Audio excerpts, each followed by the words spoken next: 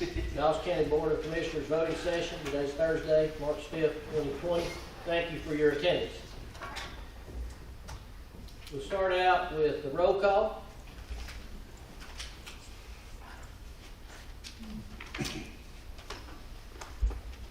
And as you can see, we're all here. I'll entertain a motion to come out of executive session. So moved. Motion by Commissioner Satterfield, Second. second by Commissioner Nix. Discussion. Hearing none, please vote. And that's approved 4-0. We are out of executive session. First off tonight, we have an open presentation, Development Authority of Dawson County update. Brian Pratt. Brian. Good afternoon. Thank you for the opportunity to come catch up with you and visit with you this afternoon. I know that you have a busy agenda in front of you, so I will speak quickly and efficiently to welcome any conversation as we go through the process.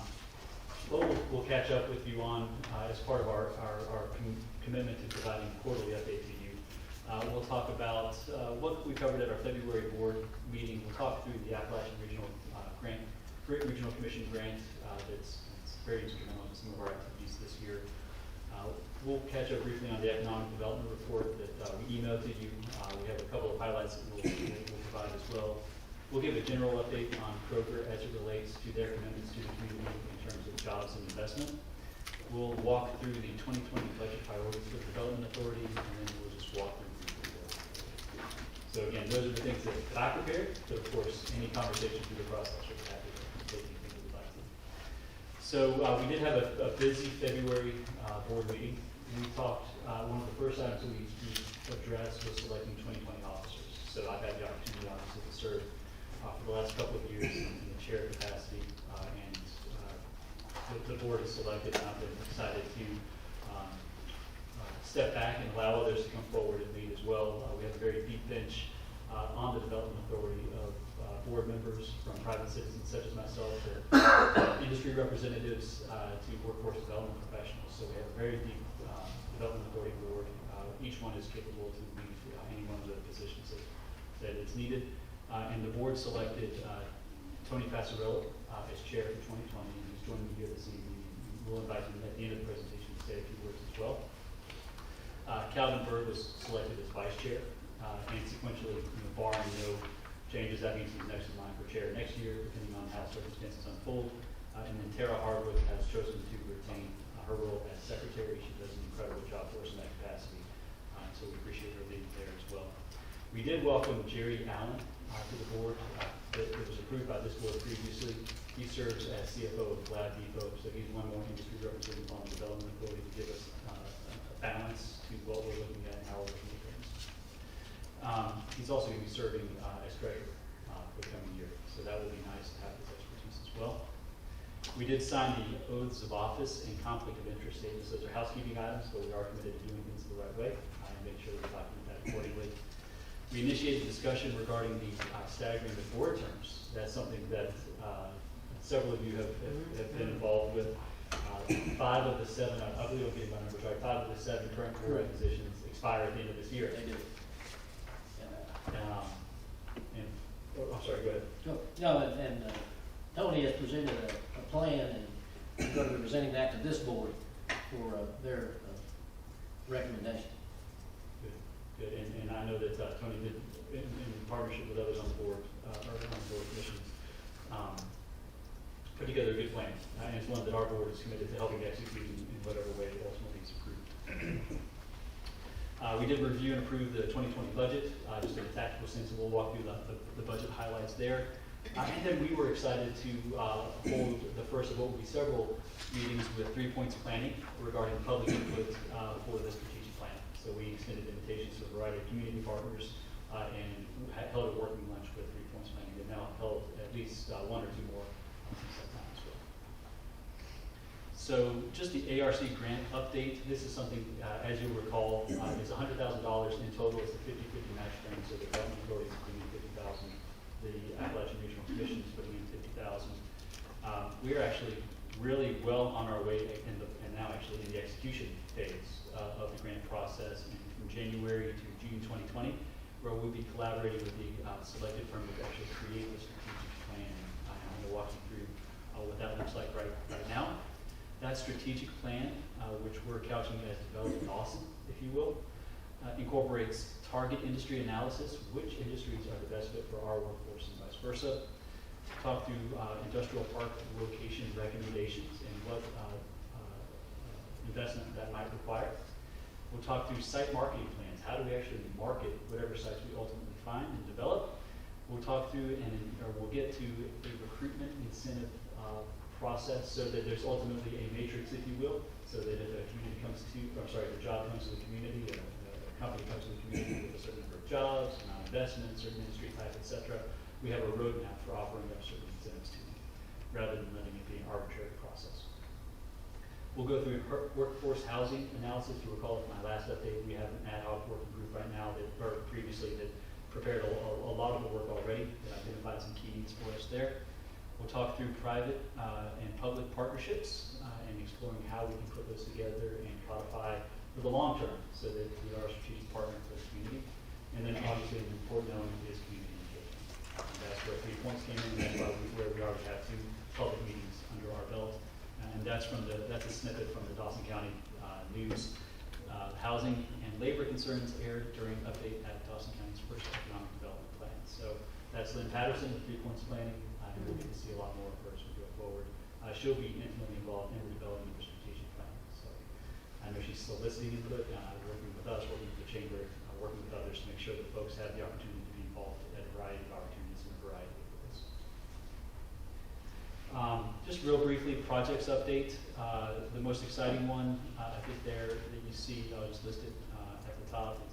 Well, they're actually all very exciting to me, but Project H, existing millwork firm that's currently located in West Forsyth, will be a relocation. We have another firm that's looking to expand locally and a relocation of another one from Alpharetta. So we are looking now at 3 of those 4 projects are actual expansions of existing industry. And that's a result of our active engagement through Betsy and others to support the needs of our existing industry. We did announce several projects previously as well. Some of these I know you've already been involved with, such as the BTD expansion and Helen Chang Fine Furniture announcement. There's also the Holiday Inn Express with the site work beginning, Georgia Concrete expansion, and the one that my boys, who are 10 and 7, are most excited about, Launch Trampoline. They are bragging to their friends about how they get to see that sign every time they go to school at Kylo. So it's a very exciting opportunity for them as well. We continue with Kroger, working with Kroger. They're a good community partner for us. They committed, as you'll recall, through the industrial revenue bond that we assembled, to making $23 million in investment in the community, just in the 4 walls of that Kroger structure. They have, as of this report, invested $24,404,364 in total capital investment. And they committed as well to 177 jobs. They've exceeded that goal to 190. So those are the two metrics rather, that they are committed to through the industrial revenue bond to meet or exceed in order to be eligible for any tax incentives. So they have that goal.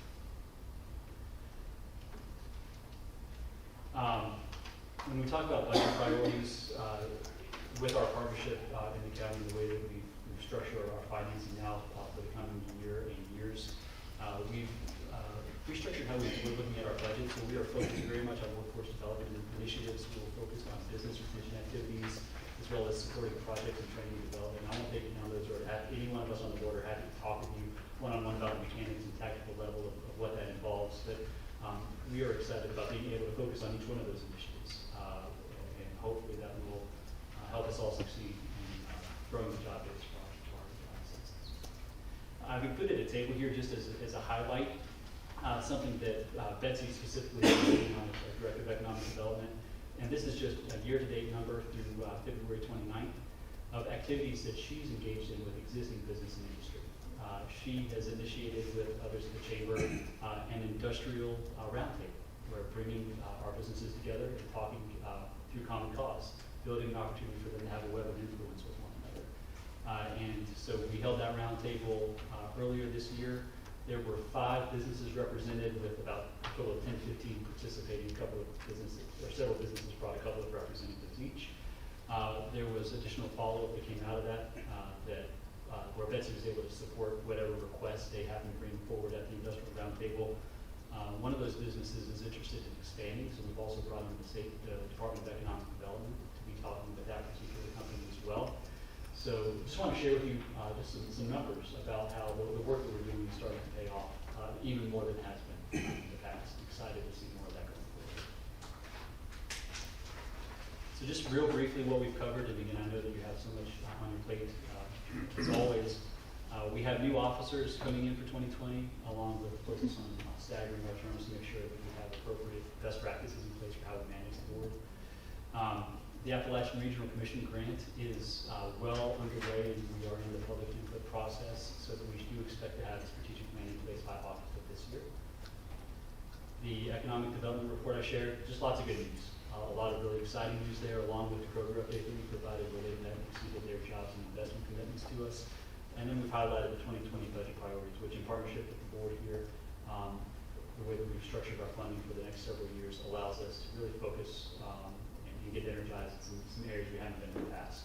So we'll be excited to talk through that with you more as we go through each one of our quarterly updates, which is something that we are committed to providing you with as well. Before I step away, I do want to press pause and Tony. I know that I've been speaking very quickly, but the next report will come from Tony as the new chair, so I want to give him an opportunity to say something. Well, thank you, Brian. One of the things I'd ask to remember is that the board serves as volunteers with a true sense of community support. And the example that has been set by the board chairman as well as members of the board, and they're sort of like what you've come to realize around like Julie. I mean, your heart's in service of the community, and that's what we hope to continue. In a way, I'm lucky because all the hard work's been done. Brian and his leadership has kind of put us in a position where we have the right people on the board. We have the opportunities that anyone could ask. We have the funding guys taken care of. There's a sense of transparency and communication that I believe has really made progress. So my congratulations to Brian. I thank him for the work he's done, and I look forward to continuing that. Thank you. That concludes our presentation. But again, as Tony said, and as I'll reiterate each time, we're here to serve and help in any way that we can.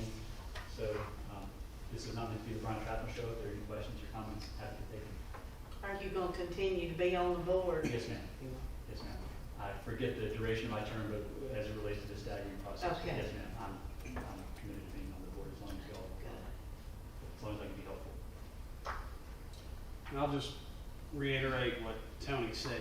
You've been the right person for the transition that has taken place with the Development Authority over the last several years. And this is your last official capacity meeting presentation to us, but just in this meeting, I just want to say thank you again. I know we've said that many times, but we deeply mean the appreciation for the trust that's been rebuilt and where the Development Authority is today versus where we were at multiple years ago. And it's because of your leadership and other board members like Tony that have made leaps with that, and I appreciate it. And thank you for your leadership and taking on the role as chairman as you did, I think twice now, I guess. Once you get on, you can't get off. That's all right. You know, this is a fun opportunity. I appreciate the chance to serve, and I know others do as well. Yeah, just thank you for doing what you said you were going to do. Yeah. That doesn't always happen in this world anymore. And you vowed that you were going to do these updates, and you've done it. And I think everything's been open and transparent, and I love it. So I will remember you for that. So he did exactly what he said he'd do, and that's a high compliment. Thank you. It is. I too want to thank you, Brian, for the good job that you've done. When we started this process at the beginning of 2017, to get everybody back on the same road forward, and you've been a big reason why we're on that road now, and working with this board and with your board as well to get everybody to, as the old saying goes, to sing off the same sheet of music. And so I appreciate all your hard work. Thank you very much. Thank you. Thank you. Well, that was very unexpected. I appreciate the gratitude. I'm happy to do so. Thank you. Well, now, some people do watch and listen. That's for sure. Thank you, Brian. would you please stand, please, for a brief invocation and pledge? You would bow your heads, please. Our dear gracious Heavenly Father, we thank you for this another day, and we thank you for the many blessings of life. We ask that you would give us knowledge and wisdom to carry out the business of this county. Lord, anything that's accomplished, we'll give you the honor and glory. For in Christ's name we do ask and pray. Amen. I pledge allegiance to the flag of the United States of America and to the republic for which it stands, one nation, under God, indivisible, with liberty and justice for all. You may be seated. Do we have any announcements? Chairman, I got one, Dawn sent out from the senior center. She's doing her canned soup drive the whole month. I know it's on our website, but it seems like every time she comes back to us, they're feeding more and more. And this is a chance for these seniors and people that need it. You need it on the weekends too, because they're not there working on Saturday and Sunday delivering food. But if anybody can bring some cans of soup to the senior center, they would surely appreciate it. And now the citizens would too. Is that the only place where we'll be collecting? I think so. It- Is that right? That's my understanding, yes. Yeah, dropping off centers. Okay. I'd say those of you that weren't here for our work session, County Manager Dave Headley brought it up, but this morning the Rotary Club of Dawson County had their official ribbon cutting of a new, it's called Action Island over at the park, over at Rock Creek Park. And that club raised money and put in some new courts and things like that, pickleball and basketball and batting cages, and their fingerprints are all over this community and the things that they have done. And just a big thank you for the Rotary Club of Dawson County for continuing to be a big supporter of the county and doing the many things they've done. And also, we'll have the ribbon cutting tomorrow at 3 o'clock for our Public Works facility, our new fleet shop, and our Public Works facility and the, fleet shop, and then the transfer station The way station. house. So we invite you to come to that as well at 3 o'clock. Scale Scale House tomorrow, yes, at 3 o'clock. We invite you to come to that and be with us as well. Have an opportunity to walk through those facilities. All of those facilities are going to improve our productivity for our citizens, as well as be more cost efficient than what we currently have. So we appreciate those being open tomorrow, and the staff has done an excellent job of getting that prepared. And so we want to thank them for that. We invite you to come and see what your sales tax money has done. And so we invite you to come be with us at 3 o'clock. Any other announcements? All right, we'll move on to the approval of the minutes. First up, we have the minutes of the work session held on February 20th, 2020. Is there any additions or deletions? Motions. Motion to approve. Motion by Commissioner Nix, Second. second by Commissioner Satterfield. Discussion. Hearing none, please vote. And that's approved 4-0. Next up, we have the minutes of the voting session held on February 20th, 2020. Any additions or deletions? Motion. Motion to approve. Motion by Commissioner Fawcett. Second by Commissioner Gaines. Discussion. Hearing none, please vote. And that's approved 4-0. Next up, we have the approval of the agenda. I do have 2 additions to the agenda. First up, and that'll fall under new business, is number 5 and 6. First up is the FY 2020-21 Council Accountability Court Judges Criminal Justice Coordination Council Enhancement Grant for Dawson County Treatment Court, for them to apply for that grant. And that'll be number 5. And number 6 would be FY 2021 Council Accountability Court Judges Criminal Justice Coordinating Council Grant for Family Treatment Court. So I'll entertain a motion with those 2 changes. Motion to approve. Motion by Commissioner Satterfield, seconded by Commissioner Nix. Discussion. Hearing none, please vote. And that's approved 4-0 with those two changes. No one signed up for public comment in this section. We'll move on to alcohol licenses. First up, we have a new alcohol license, retail consumption on premise of beer, wine, and distilled spirits. Beckho Incorporated doing business as the Connie House. James. Chairman, as you just said, the county house, Ms. Parks is actually looking to purchase the business. She's purchased the business from her parents, so she's going to continue running the business, same menu, same establishment. She's just looking to take over the alcohol license as well. There was the application was completed. Nothing to report on the background check or any red flags to announce. Questions for James? Motion. Motion to approve. Motion by Commissioner Satterfield, Second. second by Commissioner Fawcett. Discussion. Hearing none, please vote.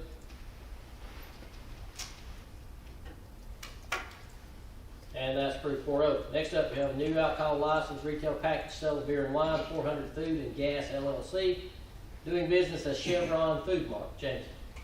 This would be the applications by Asim. Asim couldn't be here tonight. He's currently traveling abroad. I told him to stay abroad and not come in.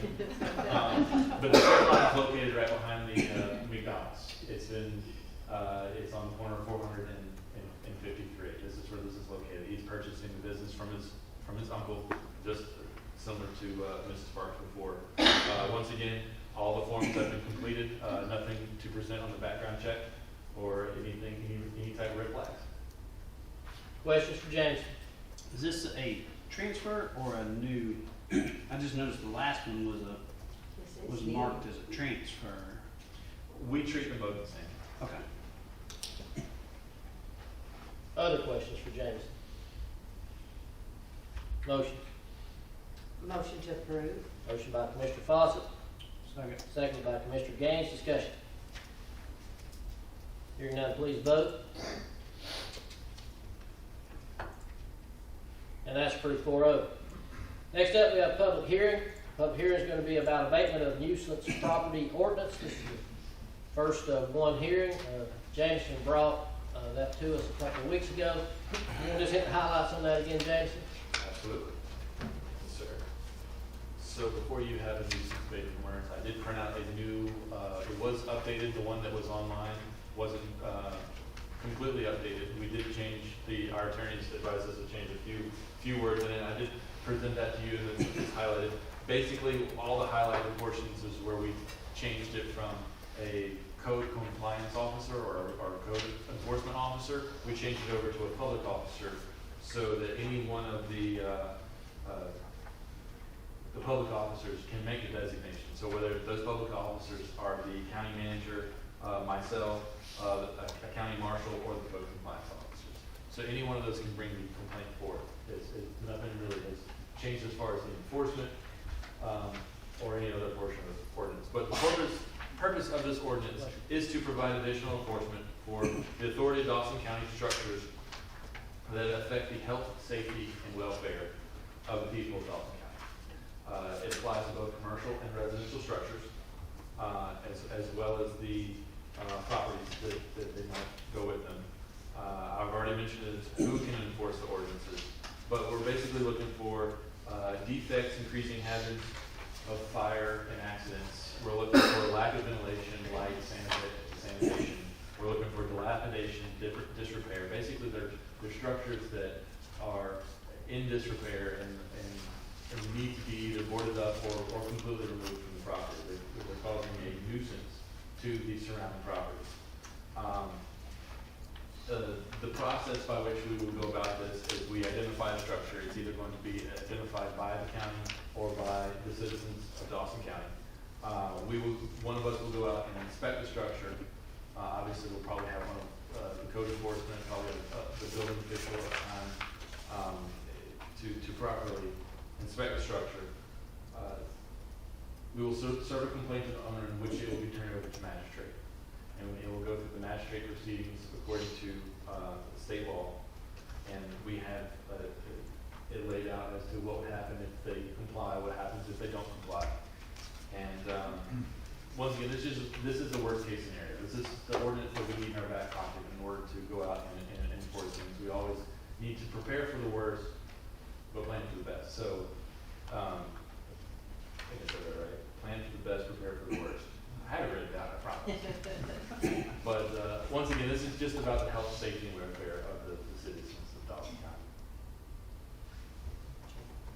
Board have any questions of Jameson?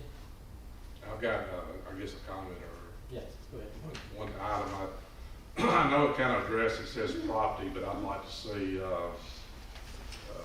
parking lots, or if we got sinkholes, or big enough holes that would take your tire off if you drove through and possibly cause some injury or either death of somebody if they're swerving out of the way to miss the hole and they hit somebody head on or hit a citizen. I'd love to see, like I said, we've got some there that kind of touches on property, but it doesn't spell it out in black and white. And a lot of times if it's not in black and white with a correct I's dotted and T's crossed, that, they might get out of it if it goes before a judge. And so I'd love to see that added to it. And what I would say to that is, following this ordinance, we will be looking at our property maintenance ordinance and our litter and solid waste ordinance to go above and beyond this. This is like I said before, this is the worst case scenario. And I believe there has been cases before in which, properties have been, but I would refer to our attorney for that. But nonetheless, I think we had a discussion before, it doesn't move the entire property. And I just, like it. Yes, sir, Attorney. and we have discussed that, and we talked about, I think, at the last work session, that, I think Commissioner Gaines raised it initially as well, that, there's concern about properties in the county with these sinkholes and things that make it dangerous for our citizens to drive about the parking lots. And currently, there's really nothing we can do to protect folks from that. So I do believe that it could be cited under this and is covered, but I think to Commissioner Satterfield's point, we're gonna go back and add some very specific language that addresses these private parking lots, so we can do that. And we're wanted to have this conversation first, so if anybody's here to speak on it, they can comment about that. Right. And then we'll make those revisions for that express purpose, and then bring it back next time for a vote. May I ask a question? Was that In just a minute, you can't. Um, Well, just a minute, when we open up the public hearing, you can't. Okay, thank you. Just a second. And I'd say, Jameson, to reiterate, I think the statement that was made last time, this is not the purpose of this is not a HOA, your grass is an inch too tall. This is a safety-driven process in order to help mitigate issues that are detrimental to the community and other folks that are around an issue. But it's not a overreach of private property rights and things like that. I think we're very cognizant that we don't want to get into that. Yes, sir. Who is this public authority? It's under 48-3, number A. Whenever a written request is filed with the marshal's office by a public authority, who is the public authority? Or by at least 5 residents, who is a public authority? Does that mean just one person can make a complaint? It could be anyone in the county. It could be a fire marshal that notices something. It could be the building official. It could be the county manager. It could come from, Public Works. Could it be one of us? Absolutely. Deputy, That sheriff's is- deputy. So that way, it would just take one person Yes, ma'am. to start. Look into it. To start looking into it. Okay, but then otherwise, it's 5 residents. Yes, ma'am. And then the only reason we request 5 residents and we request it written, one is because we love to document things in the marshal's office. That's how we kind of cover everything, all of our bases. But 5 residents really generally means that there's an issue here and we're going to be out the next day investigating. We don't want 2 residents here because we don't really want to get in between in residential disputes. We really don't want to do that. And that, unfortunately, that happens a lot in the marshal's office. And so we felt that 5 would be a significant number, and we see that in other ordinances in surrounding counties as well. So. But with that said, I was just gonna offer this comment, if it's a situation where there's only one neighbor that's around and there's not an ability to get 5 neighbors, Yes. but there's a commissioner or another public official who observes that it is a safety and a health hazard, then that could move forward under that basis. But just a situation where we're trying to avoid the neighborhood squabbles, and as Jameson mentioned, that it's not your grass isn't cut timely and those kinds of things, that it rises to a level of a substantial issue. In having the ability for a fire marshal or someone in public safety to say, if we got an immediate threat, we don't have to wait for 5 people to come in and say it. So if we got a building that's falling over, that somebody can get injured today, if we don't address it quickly, then that's the whole point of having the public official, from my understanding, is to be able to immediately address those imminent concerns. Absolutely. These 5 people that might respond, are they protected? Is there an anonymity, or whatever that word is? And are they protected, or will their name be out there? Because people are afraid of repercussions. Absolutely. So, well, will it be I subject? don't think they would be anonymous. Okay. Because it does need to be documented, and of course, the person about whom they complain has the right to, as a matter of due process, to confront them and hear what their contentions are and then respond to those. But importantly, as Chris mentioned, under Open Records Act, once the complaint is made, there would be a record that would be subject to production. Because people are, somebody talked to me about that one day this week. And I said, well, you need to follow this, and they said, well, we're afraid that they'll know that it's us, and so they.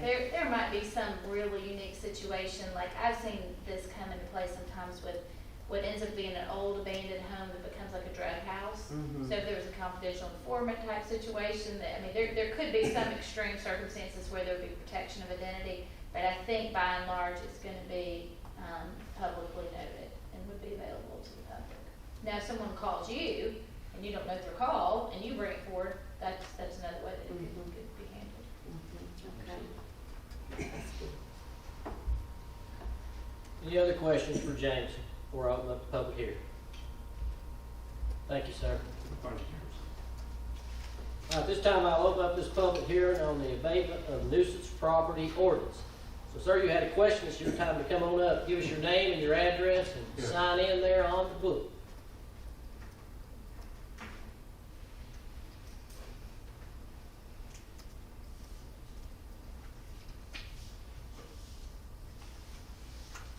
Now, we own a property in Dawson that we're bidding county commission address to what? The address of the property in Dawsonville? That'll be fine. Yes? Yes.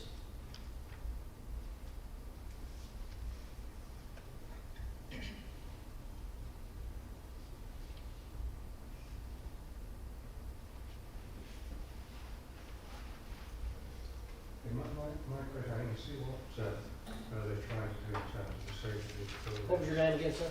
Sorry? What was your name? Lloyd Thompson. Lloyd Thompson. The safety of the building, we, in fact, I live next door, used to live next door to Jerry. We have a house in between which is very topical at the moment, and been in a terrible state of this for 30 years. It's falling down, there's vermin in there and everything else. And we appreciate that, and it's very good that the county is moving in that direction. I listened to the gentleman, and one thing that came across was it related to buildings. Now, what is the situation if somebody has a very nice house, the house is well maintained, but he has a load of junk in the, what I call the front of the building, the street side. And in reality, you could have a house that has, if you like, a load of frontage on 3 sides. And we in fact do have this case in where we live in Old Frenchwood Lane, where we have a gentleman with a very nice house, very well maintained, but the back of his garage is on the front of the road, and he just piles junk there because he can't see it. Does this ordinance cover that type of thing, or is it, because it's not a safety hazard, because we can't trespass on his property.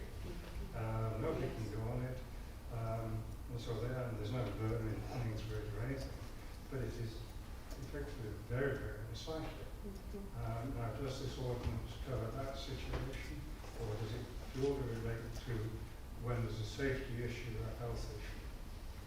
I think it's more of a safety, although, one thing that we dealt with some time ago was, tires that collect water, and when you collect water in, you can get the mosquitoes, which passes disease, so we could, I think that could be a determining factor of that it's a public nuisance, even though you might not step onto that property, it does create issues, that might be emanating from that that junk or whatever it may be. But again, it's a fine line we walk between, private property rights and the safety of others, so I understand what you're saying, but, I think I wish it did, does it, Well, we I have mean, it's not spoken, pollution, and I mean, it's unsightly, yeah. it's just awful. In fact, it can devalue your property. Yes, absolutely. That's basically it. Unfortunately, I've been nice to my wife and kids call it neat free. So we move to the other side of viewing things. We're very tidy and have those out. Yeah. So when we see things like this, it's a mess, and we know because he can't see it. Because when he drives in well to the left, and comes on the back, effectively the back side of the garage where the entrance is. And so he just dumps stuff there, and he never sees it. So, it's on site, it's a mess. The house next door that I was referring to, between my house and Jerry's house, is the same. It's just, sorry. If I may, I'm sorry, I was just to answer your question, I don't believe that would actually, this ordinance doesn't really affect the litter or like a solid waste, portion. Right, okay. Unless it affects the health, safety, and welfare. Yeah. And, you know, if it did become a nuisance to where it was housing animals and it was, you know, it was a nuisance to a property, then Yeah. it might, I don't think that this particular situation crosses that boundary at this point. Do we have anything that does? Do we have something in place to address this? I'm with you, sir. I'm with you. well, if I can interject, there's a draft property maintenance ordinance that's under consideration, because I don't think there's anything currently in the ordinances that really addresses this well, and the circumstance that you mentioned, and I think that's an interest, it's been expressed as an interest. The city of Gainesville, we tend to regard, I don't wish to be disrespectful, the chicken city, very nice city, very pleasant, very good hospital, everything else. But they're incredibly strict. We've had a couple of this, we've had a couple of problems, and one of them, the grass has got a bit long. They're on the phone. You're going to cut your grass. Now, I'm not suggesting one goes as far as that. There was a wall on one property in a small section about that big had been hit by a car. Some of the bricks fell down and they were on the phone. Please. The tenant, I didn't know he had a car door on the front lawn area to the side. And again, he said, I think the person that was enforcing some of these codes was rather enthusiastic. We have to balance this with common sense. But I think, you know, I lived in here now for 14 years, and I lived in Dawsonville for 8 years. And it's changing. That the city has gone from a little courthouse over here to this huge complex now, to the tremendous developments that are taking place. The influx of people is considerable. You've only got to see the traffic coming home like going north or on 400. And I think, unfortunately, we have to move with the times for maybe a few more regulations rather than the old boys next road, Joe, we're getting tired, okay, I'll do it. So anyway, that's what I've got to say. Thanks for my question. Thank you, sir, and like I said, to answer your question, we are working on that with another ordinance, so we will get to that one as well. Sorry? So we are working on that with another ordinance, so we will get to that. Okay, thank you. Thank you. Are y'all the neighbors? Yes. He's tidy. That's excellent. Is there anyone else here to speak on the abatement of nuisance property ordinance? Anyone else? Come on up. Give us your name and your address.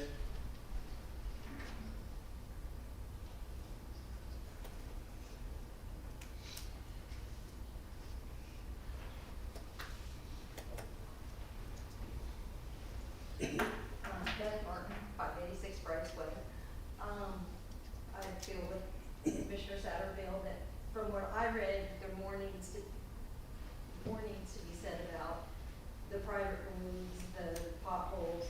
Because when I read through it, it didn't seem like it really included it at all, and I think that's one of our biggest problems. We drove behind on the way to the movie theater on 53, and there were two big potholes, you know, there's not even one to choose from, you just go through one because you can't avoid both of them. And then I think that's one of our biggest things, and also, by the same token, I don't wanna take away, not everybody can afford to upgrade their house, and so a lot of that is subjective, and with a lot of the new homes being built and moving in, I don't wanna see people complaining about people who have lived here for generations with the newer homes, but it doesn't look nice, and it does, you know, that's one of my concerns too, because a lot of that is very subjective. Thank you. Thank you. Anyone else here to speak on the abatement of nuisance property ordinance? Anyone else? Seeing none, I'll close that hearing. We won't vote on that today because we're going to add that in reference to maybe a little more language there to clearly define the property piece of that. So we will move that with your blessing to the next, we'll be ready by the next voting session. Yes. Okay. Take no action on it right now. We'll move that to the next voting session. All right, next up, we have new business, consideration of 2019 commissioner expenses. Those were provided to you at our last meeting by Natalie, totaling a total of $1,161.53. That was the expenses for the year of the commissioners. Are there any other information needed? Motion. Motion to approve. Motion by Commissioner Nix, second by Commissioner Gaines. Discussion. Hearing none, please vote. That's approved 4-0. Next up, we have consideration of a board appointment, Tree Preservation Committee. Bill Hess replacing Judy Bear as chairman, March 2020 through December 2023. We had his application and resume. Is there any other information needed on Mr. Hess? Motion. Motion to approve. Motion by Commissioner Satterfield, Second. seconded by Commissioner Fawcett. Discussion. Hearing none, please vote. And that's approved 4-0. Next up, we have consideration of a resolution to ratify sheriff's salary and local supplement. And then after that, we'll have consideration of a resolution to ratify the tax commissioner's salary and local supplement as well. Going to turn to our attorney to give some explanation. Yes, sir, Mr. Chairman, members of the commission. Both of these resolutions, I'll speak to them jointly and then we will vote on them separately. But on both of these, in connection with the CFO and our HR director going through and auditing files and otherwise just ensuring that our records were complete with respect to salaries and all of the personnel things that we've been doing of recent times with our salary study and a new handbook and all of those things, it was discovered that with respect to the local supplement for both the sheriff and the tax commissioner, that there was not appropriate documentation that demonstrated the authority for those supplements to be paid. And the salaries for elected officials are somewhat confusing. They're provided for by statute. There's COLAs that are provided by statute. There's longevity increases that are provided by statute. And then there's opportunity for something called a local supplement. And that local supplement is something that the local governing authority, the Board of Commissioners, can apply to these local official salaries. Based upon the finding that the documentation was not complete, we are bringing this before you tonight to ratify what has been done in recent times. And specifically with respect to the sheriff's supplement, there is a local supplement of $10,417 that has been paid annually, and that's been paid literally for decades. But it's been impossible to find documentation showing how that was ever approved. So before you tonight is the opportunity to ratify what has been done and paid, in the absence of being able to find that documentation, so that we are memorializing this and can go forward. There is a law that provides that once an elected official is obtaining and receiving a supplement, that we cannot take that supplement away during their term. So based upon that, we're ratifying. When the new term changes, then we can review this anew, and certainly we'll make sure the documentation going forward is complete. With respect to the tax commissioner's salary, that salary supplement was a total annually paid of $4,197.36. This has only been paid under the term of the current tax commissioner, so it does not have the history associated with it as the sheriff's. But again, you have a resolution before you that would ratify the practice that has been going on for the last 3 years for the tax commissioner. So with that as background, happy to answer any questions, and otherwise I would ask that you take them up separately. Questions of the county attorney? Okay. Hearing that, I will read these resolutions one at a time before we take consideration. A resolution by the Dawson County Board of Commissioners confirming local salary supplement for the Dawson County Sheriff. Whereas the Constitution of the State of Georgia, approved by the voters of the state in November of 1982 and effective July 1, 1983, provides in Article 9, Section 2, Paragraph 1 thereof, that the governing authority of each county may adopt clearly reasonable ordinances, resolutions, and regulations, and whereas OCGA 15-16-20A3 provides the county governing authority may supplement the minimum annual salary of the sheriff, and such amount as may be fixed from time to time, and whereas in recognition of the sheriff's service to Dawson County, the sheriff receives a local salary supplement in the amount of $10,417 annually in accordance with OCGA 15-16-20A3, and whereas the Board of Commissioners desires to memorialize and confirm its approval of the aforementioned supplement by way of a formal resolution. Now therefore be it resolved by the Board of Commissioners of Dawson County, Georgia, that the local salary supplement in the amount of $10,417 annually awarded to the Dawson County Sheriff is hereby ratified and confirmed through the remainder of 2020. So resolved this 5th day of March 2020. Do I have a motion? So moved. Motion by Commissioner Nix, Second. second by Commissioner Fawcett. Discussion. Hearing none, please vote. And that is approved 4-0. Next up, a resolution by the Dawson County Board of Commissioners confirming a local salary supplement for the Dawson County Tax Commissioner.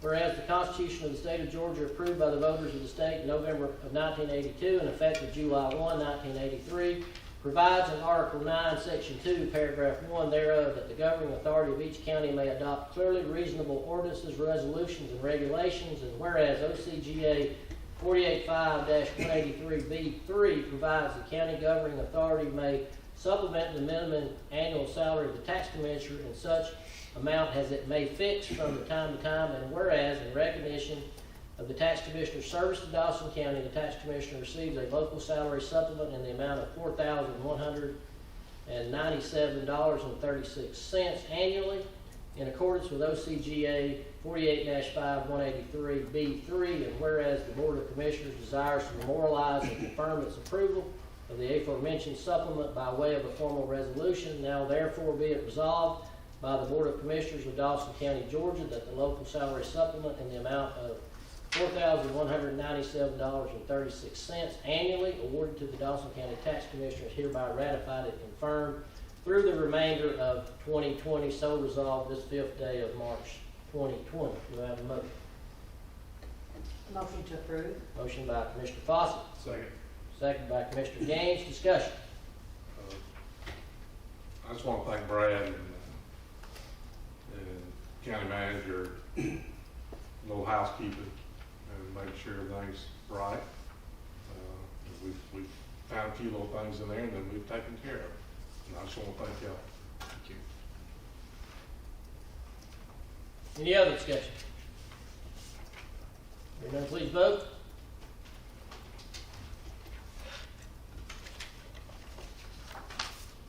and that's approved 4-0. We move on to number 5, FY 2021 Council of Accountability Court Judges Criminal Justice Coordinating Council Enhancement Grant for Dawson County Treatment Court.